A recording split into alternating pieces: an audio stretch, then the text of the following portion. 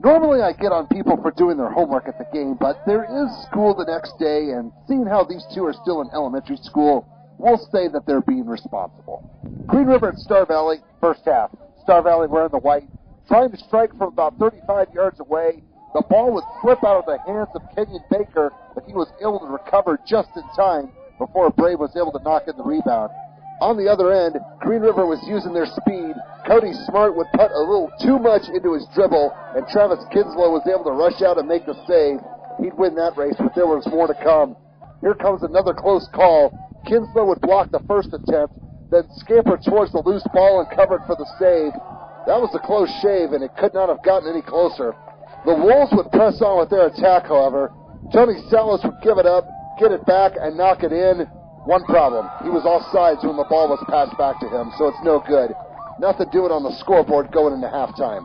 Second half, the visitors would change up their strategy. Instead of the direct approach, Smart would try with the angle shot, and that would pay off as the ball would find the far corner of the net. Green River's on the board leading 1-0. This next highlight is quick because we almost lost the ball. Coulter Hamill with a similar strategy, and that works as well as he too would find the back corner pocket. That got the visiting fans howling as the Wolves now lead 2-0. Eventually, they would go back to their original strategy.